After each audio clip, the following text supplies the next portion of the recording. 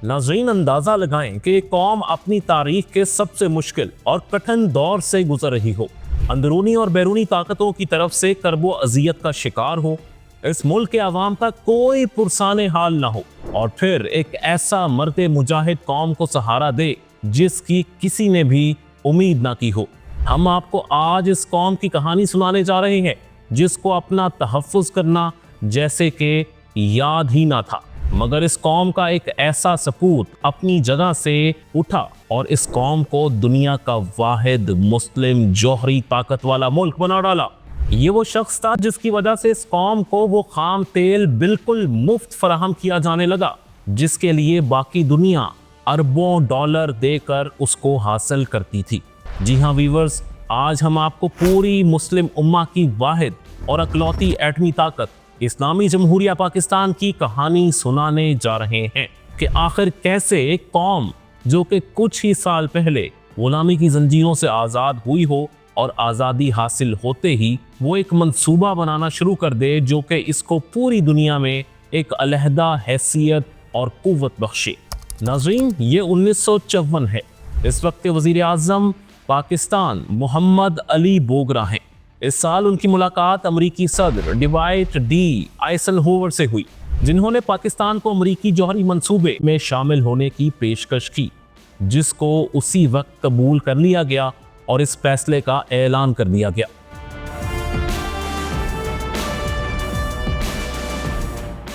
नाज़रीन, इस मुआहिदे में शामिल होने का मतलब था कि पाकिस्तान जौहरी तवानाई एटमी हथियार बनाने के लिए इस्तेमाल नहीं करेगा। पाकिस्तान में लोगों ने इस मामले पर काफ़ी बहस की कि इस तरह हम अमेरिका के गुलाम तस्वुर किए जाएंगे, ना कि एक खुद मुख्तार और आज़ाद रियासत।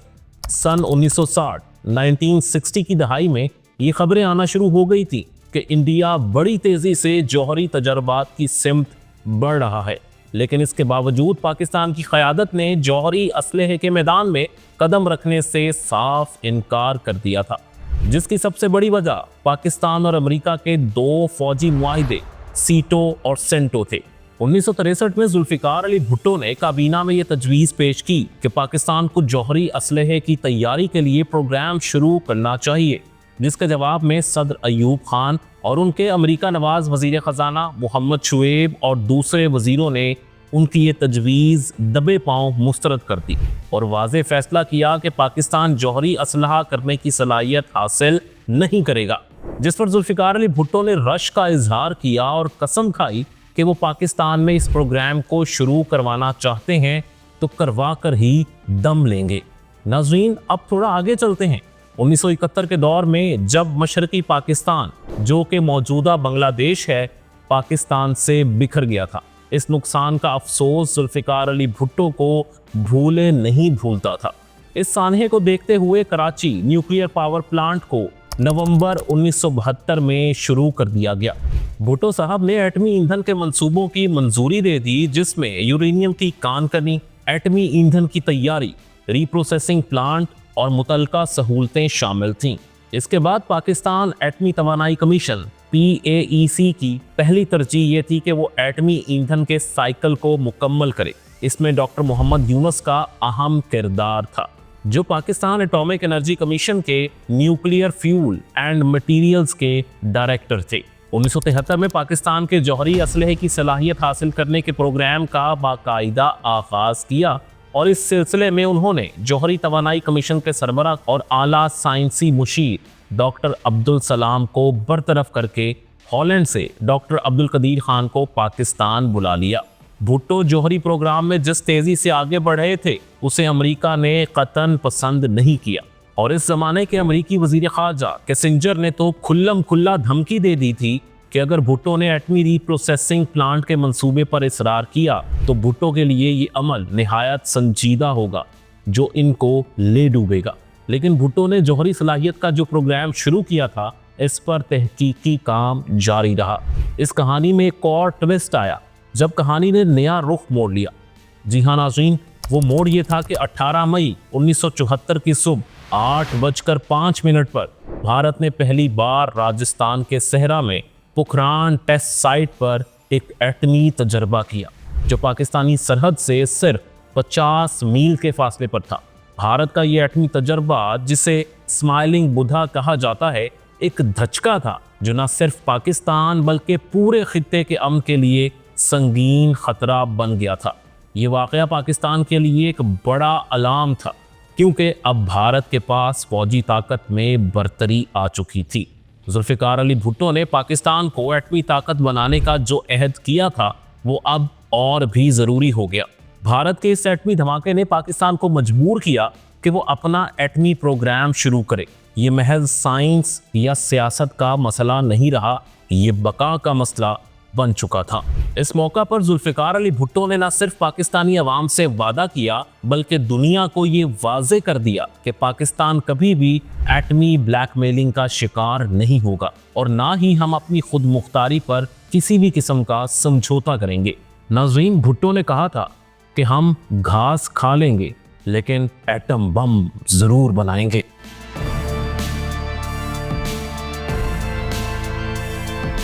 لیکن یہ سفر اتنا آسان ہرگز نہ تھا جتنا آسان اس کو بیان کرنا ہے، کیونکہ پاکستان کے پاس نہ تو کوئی جدید نیوکلیئر انفراسٹرکچر تھا، نہ لیبارٹریز، اور نہ ہی وہ تکنیکی ماہرین جو ایٹمی پروگرام کو ممکن بنا سکیں۔ کراچی نیوکلیئر پاور پلانٹ ایک محدود پاور سٹیشن تھا۔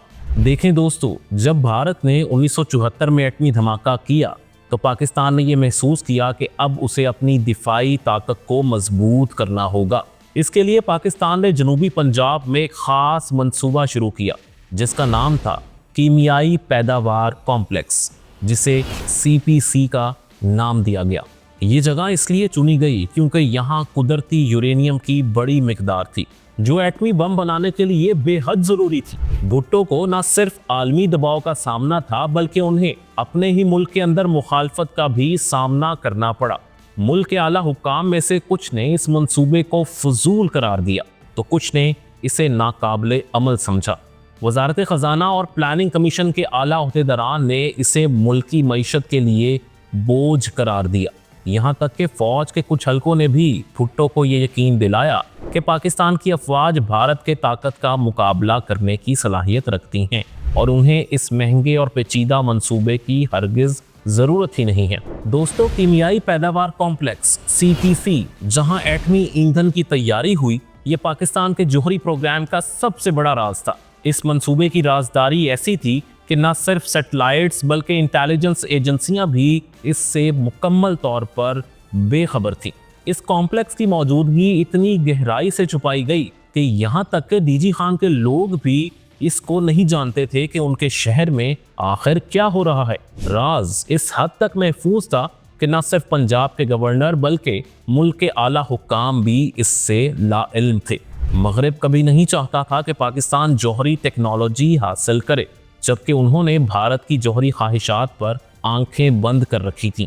پاکستان نے 1973 میں کینیڈا کے ساتھ ایک معاہدہ کیا تھا جس کے تحت پاکستان کو ایٹمی ایندھن کی تیاری کا ایک پلانٹ فراہم کیا جانا تھا جو international atomic energy agency IAEA کی حفاظتی شرائط کے تحت آنا تھا، مگر بھارت کے ایٹمی تجربے کے بعد یہ پلانٹ پاکستان بھیجنے سے انکار کر دیا گیا، جبکہ سامان بندرگاہ پر بھجوانے کے لیے تیار کھڑا تھا۔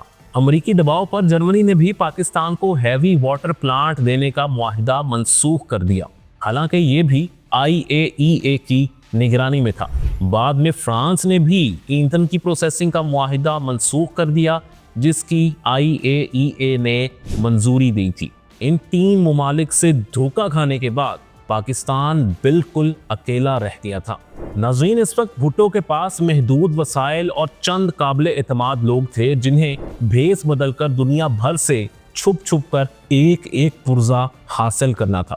بین الاقوامی برادری پاکستان کو اس راستے پر چلتے دیکھنا نہیں چاہتی تھی۔ ہر ملک، ہر ادارہ، ہر دروازہ پاکستان کے لیے مکمل طور پر بند ہو چکا تھا، لیکن بھٹو کا عزم اٹل تھا۔ انہوں نے دنیا کو پیغام دیا کہ پاکستان پیچھے نہیں ہٹے گا، اور یہی وہ عزم تھا جو آگے چل کر پاکستان کے سائنسدانوں اور انجینئرز کا حوصلہ بنا، اور کامیابی نے اٹھ اٹھ کر ان ہیروز کے قدم چومے۔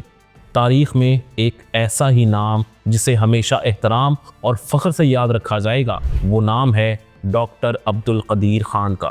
جنہوں نے پاکستان کو دفاعی خود مختاری کی منزل پر پہنچانے میں مرکزی اور ناقابل فراموش کردار ادا کیا۔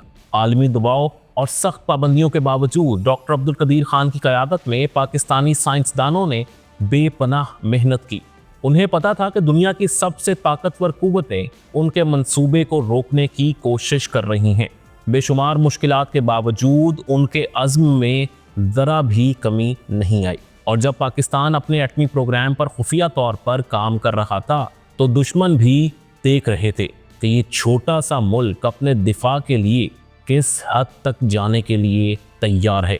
ناظرین، یہاں سے اندازہ لگایا جا سکتا ہے کہ ڈاکٹر AQ خان کو کیوں مغربی طاقتیں اپنے لیے سب سے خطرناک ترین انسان سمجھتی تھیں۔ جب 1974 میں بھارت نے اپنا پہلا ایٹمی دھماکہ کیا تو ڈاکٹر AQ خان نے فیصلہ کر لیا کہ وہ اپنی اس مہارت کو پاکستان کی خدمت میں وقف کر دیں گے۔ 1975 میں وہ پاکستان آئے اور اپنی ساتھ سینٹری فیوج ٹیکنالوجی لے آئے، جو کہ یورینیم کو علیحدہ کرتے ہوئے جوہری پروگرام کو طاقت فراہم کرتی ہے۔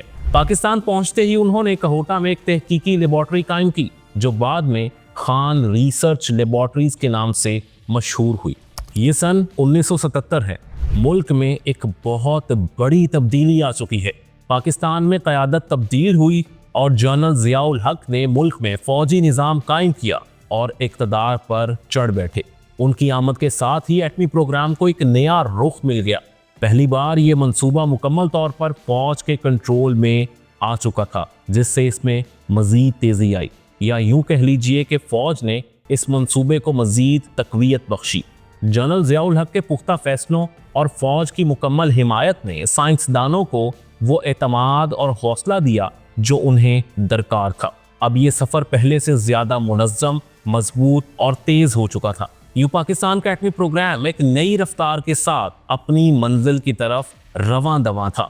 ایک موقع پر ڈاکٹر عبدالقدیر خان نے پاکستانی خبر رساں ٹی وی چینل کو انٹرویو دیتے ہوئے کچھ یوں کہا تھا: جنرل ضیاء الحق کا ایٹم بم بنانے میں یہ رول تھا کہ انہوں نے ہمیں مکمل سہولیات دیں اور امریکہ کی طرف سے آنے والا پریشر اپنے سر لیتے رہے، کبھی کسی کا دباؤ نہیں لیا اور کسی کی باتوں میں نہیں آئے۔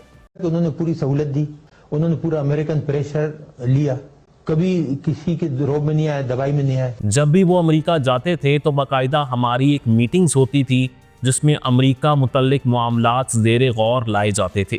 وہ ہمیشہ کہتے تھے کہ اگر نیوکلیئر پروگرام کے منصوبے کے بارے میں پوچھا جائے تو سیدھے الفاظوں میں بول دیا جائے کہ ہم اس کے بارے میں کچھ نہیں بتا سکتے۔ امریکہ کی طرف سے ہر قسم کا دباؤ ڈالا جاتا تھا، جیسے کہ وہ ہمیں سینٹو معاہدے کا حوالہ دے کر ہمیں پروجیکٹ پر کام روکنے کا بولتے تھے۔ وہ ہم سے کہتے تھے کہ معاہدے کے مطابق آپ یورینیم استعمال کرنے کی حد کو عبور کر چکے ہیں۔ CIA انسانی انٹیلیجنس پر انحصار کرتی ہے اور اپنے آپ کو بہت زیادہ طاقتور سمجھتی ہے۔ ہم سے کہتے تھے کہ ہم نے ڈاکٹر عبدالقدیر خان کے کمرے اور غسل خانے میں کیمرے نصب کر رکھے ہیں، ہمیں سب پتا ہے کہ آپ کیا کر رہے ہیں، حالانکہ ان کے باپ کو بھی نہیں پتا تھا کہ ہم اپنا مقصد حاصل کر چکے ہیں۔ یہی ہے نا، وہ اپنے آپ کو بہت سمجھتی ہے، وہ ڈیپینڈ کرتی ہے ہیومن انٹیلیجنس پہ۔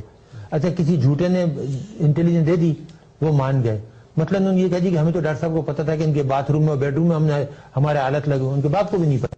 انہوں نے یہ بھی کہا کہ جب محترمہ بینظیر بھٹو اقتدار میں آئیں تو اس وقت کے DG ISI جنرل اشرف قاضی تھے۔ انہوں نے مجھے ایک دن اپنے پاس چائے پر دعوت دی۔ جب ہم چائے پی رہے تھے تو انہوں نے میرے ہاتھ میں ایک خط دیا اور کہنے لگے کہ اس کو پڑھ لو۔ جب میں نے دیکھا تو وہ خط CIA کا تھا، جس میں لکھا تھا کہ ہمیں ابھی ابھی پتہ لگا ہے کہ آپ نے اپنی یورینیم کی مقدار کو استعمال کرنے کی حد کراس کر دی ہے۔ یہ حد ہمارے لیے 5% تک کی تھی، جو کہ ضیاء الحق نے ایسے ہی دے دی تھی کہ ہم اس سے زیادہ نہیں بنائیں گے۔ لیکن اس دور میں تو ہم درجنوں کے حساب سے بم تیار کر چکے تھے، اور اس میں مزید لکھا تھا کہ ہمیں ایک آدمی نے معلومات دی ہے کہ آپ نے یورینیم کو میٹل میں کنورٹ کر دیا ہے۔ یہ خط 1989 میں ملا تھا، جس دور میں ہم یہ سب کچھ بہت پیچھے چھوڑ چکے تھے اور یہ سب مکمل کیے ہوئے ایک عرصہ گزر چکا تھا۔ وہ ہم سے پورے 10 سال پیچھے چل رہے تھے۔ یہ بالکل صحیح بات ہے کہ CIA دھونس زیادہ بناتی ہے اور اپنی ایک تصویر بناتی ہے کہ ہم سب سے آگے ہیں, ہم سب کچھ صحیح کر سکتے ہیں. جب محترمہ بینظیر بھٹو آئیں اور اشرف قاضی, جنرل اشرف قاضی تھے نا DEI سے, تو انہوں نے ایک دن مجھے چائے پہ دعوت دی اور مجھ سے کہا کہ یہ خط آیا, پڑھ کے دیکھیں. تو CIA کا خط تھا, اس میں لکھا تھا کہ جی ابھی ہمیں پتہ لگا ہے کہ آپ نے تھریش ہولڈ کراس کے لیے, ڈینجرس تھریش ہولڈ نا 5% سے زیادہ, کیونکہ زیادہ ان کو ایک طرح کی کمٹمنٹ دی تھی, وہ کمیٹڈ ان دا نیشنل انٹرسٹ کہ جی ہم 5% سے زیادہ نہیں بنائیں گے, اینڈ کریں گے, اس کے معنی کہ ویپن گریڈ نہیں بنائیں گے. لیکن اس وقت تک ہم درجنوں بنا چکے تھے. پاکستان نے 1980 تک جوہری ایندھن کی تیاری میں خود کفالت حاصل کر لی تھی. اس کا مطلب یہ تھا کہ پاکستان نے جوہری ایندھن کے بنانے کے عمل کے ابتدائی حصے کو کامیابی سے سیکھ لیا تھا. جبکہ اس کے علاوہ ڈاکٹر عبدالقدیر خان 1984 میں ضیاء الحق کو یہ بھی بتا چکے تھے کہ ہم نے ایٹم بم بنا لیا ہے, ہم تجربے کے لیے تیار ہیں. لیکن اس وقت ایٹمی تجربہ نہ کرنا بھی بہترین حکمت عملی تھی, کیونکہ امریکہ روس کے ساتھ افغانستان میں جنگ میں مصروف تھا اور پاکستان کو امریکہ کی طرف سے فنڈنگ دی جا رہی تھی. اگر اس موقع پر پاکستان ایسا اقدام کرتا تو پاکستان کو دی جانے والی فنڈنگ امریکہ کی جانب سے روک دی جاتی.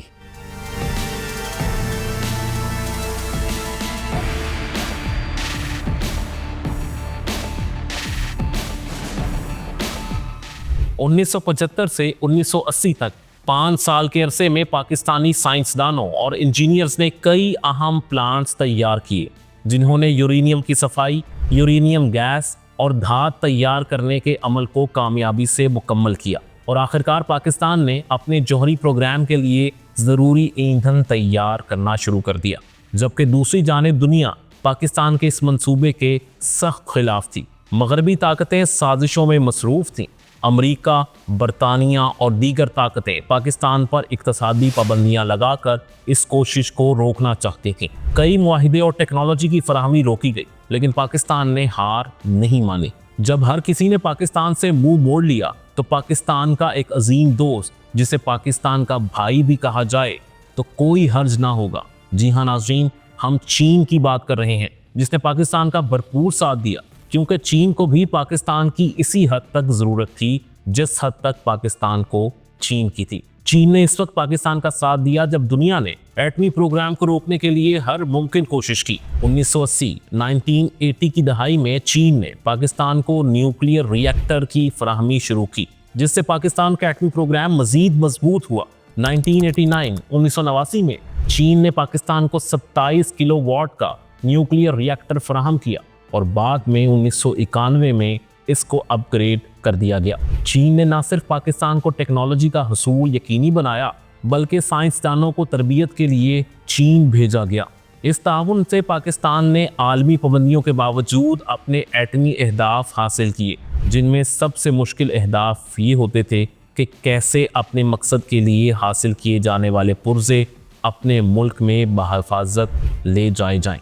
اس خفیہ اور مشکل ترین مشن کا بیڑا ISI نے اپنے سر لیا اور کامیابی سے اس کو مکمل کیا. دوستو, وہ وقت قریب تھا جب پاکستان سائنسدانوں کی انتھک محنت اور قیادت کا آخرکار نتیجہ آنے ہی والا تھا.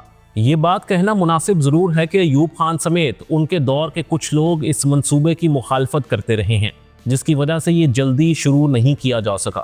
لیکن پاکستان کی تاریخ میں جوہری طاقت کا حصول وہ واحد معاملہ رہا ہے جس پر قوم, سیاستدان, اسٹیبلشمنٹ, گویا ہر پاکستانی یک زبان رہا ہے. بھارت نے 13 مئی 1998 کو دوبارہ ایٹمی دھماکے کیے, جس نے پورے خطے میں خطرے کا نہ صرف الارم بجایا بلکہ مغربی طاقتوں کو بھی اس چیز کا یقین دلایا کہ بھارت کس قدر مضبوط اور ناقابل شکست ملک بن چکا ہے. یہاں سوال یہ تھا کہ کیا پاکستان اس کا جواب دے گا؟ کیا ہم اپنے دفاع کے لیے اتنی ہی طاقت رکھتے ہیں؟ تو دوستو, اس سوال کا واحد جواب اور ثبوت اس شکل میں سامنے آیا جب ہر پاکستانی کی نگاہیں چاغی کی پہاڑیوں پر تھی.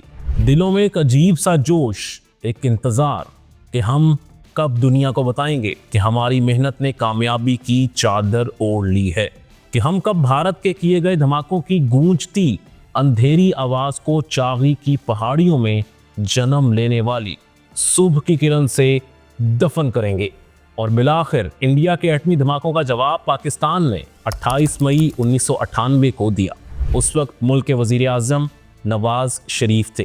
28 مئی 1998 وہ تاریخی دن تھا جب پاکستان کے پہاڑ ایٹمی دھماکوں سے گونج اٹھے۔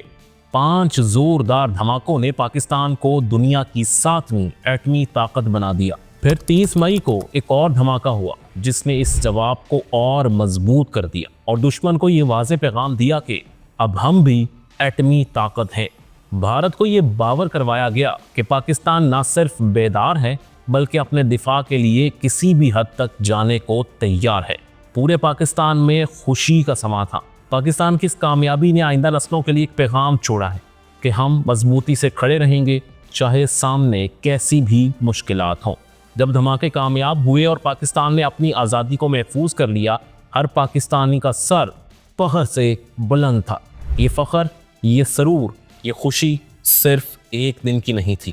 یہ احساس تھا کہ ہم اب وہ قوم ہے جس کے پاس اپنے دشمنوں کو روکنے کی صلاحیت ہے۔ یہ ایک نئے باب کی شروعات تھی جسے ہر نسل یاد رکھے گی، اور عالم اسلام میں بھی اسے فتح کی نظر سے دیکھا گیا، بلکہ پوری مسلم امہ میں خوشیاں منائی گئی۔ کئی اسلامی ممالک نے پاکستان کے اس اقدام کو اپنے فخر اور اتحاد کی علامت قرار دیا۔ ناظرین، پاکستان اٹامک انرجی کمیشن کے مطابق 28 مئی کو کیے گئے ٹیسٹوں سے ری ایکٹر سکیل پر زلزلے کے 5.0 سگنل پیدا ہوئے، جس کی مجموعی پیداوار KT40 تک ہے۔ ناظرین، KT40 کا سائز ایک کھجور جتنا ہوتا ہے جو کہ ایک خاص مٹیریل سے کور کیا جاتا ہے۔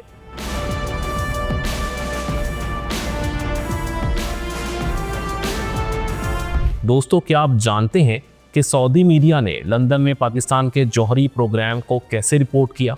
سعودی اخبار الشرق الاوسط نے ایک بڑی سرخی میں لکھا، اسلامی بم ایک خواب کا حقیقت بننا۔ پاکستان نے جوہری طاقت حاصل کر کے دنیا کو یہ پیغام دیا کہ مسلمان قوم اب خود مختار ہے اور عالمی دباؤ کے باوجود اپنے حقوق کا دفاع کر سکتی ہے۔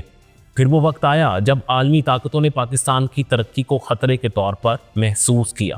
دنیا کے بڑے ممالک جنہوں نے اپنے جوہری طاقت کو آسمان تک پہنچایا تھا، پاکستان کی کامیابی کو اپنی عالمی بالادستی کے لیے ایک چیلنج سمجھنے لگے۔ فرانس، روس، برطانیہ اور امریکہ سب نے ایک ساتھ پاکستان کو ایٹمی تجربات سے روکا، جیسے وہ پاکستان کے خلاف ایک مشترکہ محاذ پر کھڑے ہوں۔ لیکن پاکستان کی قیادت، پاکستان کے سائنسدان، ان کا عزم، ان کی روح اس سے کہیں مضبوط تھی۔ مغربی دنیا ہمیشہ سے یہی سمجھتی تھی کہ جوہری دفاع کی طاقت صرف چند بڑے ممالک کا حق ہے، لیکن پاکستان نے اپنی ہمت، عزم اور خود مختاری سے ان تصورات کو بدل کر رکھ دیا۔ اب دنیا نے دیکھا کہ ایک ترقی پذیر ملک بھی جوہری میدان میں اپنی جگہ بنا سکتا ہے۔ اس وقت امریکہ اور روس کے پاس تقریباً 1600 جوہری وار ہیڈز موجود ہیں، جبکہ برطانیہ نے اپنے ذخیرے کو 225 وار ہیڈز تک کم کر لیا ہے اور مزید کمی کی منصوبہ بندی کی گئی ہے۔ چین کے جوہری ہتھیار 250 اور فرانس کے 300 ہیں۔ اسرائیل کے جوہری ہتھیاروں کا پروگرام پر اسرار ہے اور ان کے ذخیرے کا تخمینہ 80 سے 200 وار ہیڈز کے درمیان ہے۔ شمالی کوریا کے پاس چند جوہری ہتھیار ہیں، بھارت کے پاس 172 اور پاکستان کے پاس 170 ہیں، اور ابھی بھی اپنے جوہری ذخائر اور مواد کو یہ دونوں ممالک بڑھا رہے ہیں، اور یہ دونوں ملک جوہری ہتھیاروں کی دوڑ میں شامل ہیں جو کہ تھمنے کا نام نہیں لے رہی۔ دوستو، یہ تھا ایک تاریخی سفر جس میں ہم نے پاکستان کی جوہری طاقت بننے کی کہانی کو بیان کیا۔ آپ کے خیال میں پاکستان کی یہ طاقت خطے میں امن کا ضامن ہے یا طاقت کا اظہار؟ اپنی رائے ہمیں کامنٹس میں ضرور بتائیے گا۔ یہ لنکس آپ کی سکرین پر موجود ہیں، ان میں آپ ایران اور اسرائیل کی فوجی طاقت کا کمپیریزن دیکھ سکتے ہیں، جبکہ پاکستانی JF-17 تھنڈر اور بھارتی طیارے تیجس کے مقابلے پر بھی ویڈیو موجود ہے، اور اس لنک پر کلک کر کے آپ دنیا کی 9 بڑی ایٹمی طاقتوں کا حال جان سکتے ہیں۔